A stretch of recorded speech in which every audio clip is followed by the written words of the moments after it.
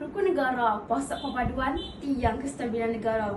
Bismillahirrahmanirrahim. Assalamualaikum warahmatullahi wabarakatuh. Salam sejahtera dan salam Malaysia Madani. Rahsia kesempurnaan rukun negara ialah pada amalannya. Tanpa amalan, rukun negara akan menjadi secebir dokumen yang tidak mempunyai makna. Demikianlah peringatan Allahyarham Tun Abdul Razak Husin. Hadirin yang saya hormati, sejarah tidak pernah berdusta. Tragedi 13 Mei 1969 meninggalkan pengajaran besar pada negara. Daripada peristiwa itulah lahirnya rukun negara sebagai pasak paduan tiang kestabilan negara. Persoalannya, adakah rukun negara sekadar meniti di bibir atau benar-benar terpahat di hati? Lantaran itu, marilah kita bersama-sama menghayati mauduk rukun negara pasak perpaduan tiang kestabilan negara.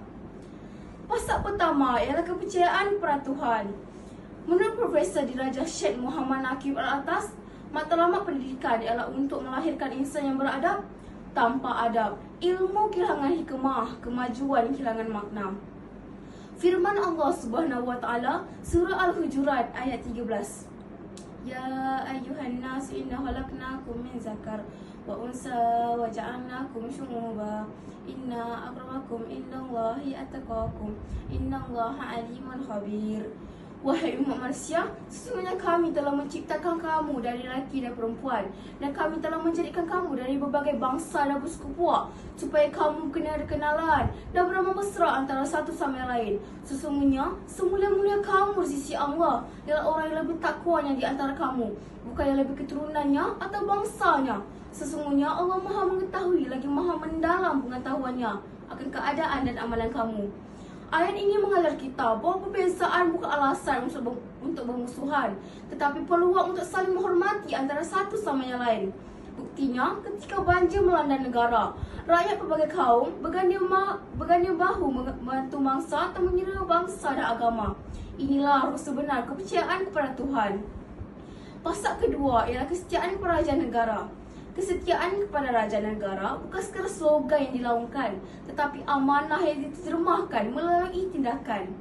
Namun, cabaran pada hari ini jauh berbeza.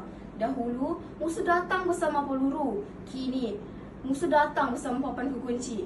Dahulu, peluru meragut nyawa. Kini, fitnah meragut kepercayaan. Hanya dengan satu hantaran berbau fitnah dan perkauman, kepercayaan dibina bertahun-tahun mampu runtuh dalam sekilip mata. Oleh itu, jadilah rakyat yang menghormati perlembagaan, mematuhi undang-undang, menyimak kesaksian sebelum berkongsi dan mengutamakan kepentingan negara. Kerana patriotisme bukan sekadar laungan tapi pengorbanan. Prinsip terakhir ialah kesepadan dan kesusilaan.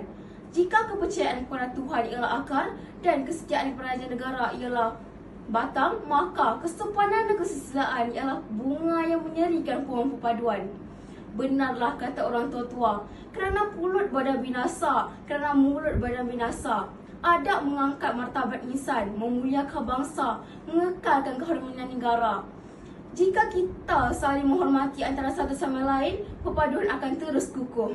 Sekian, wabillahi taufiq wa hidayah. Wassalamualaikum warahmatullahi wabarakatuh.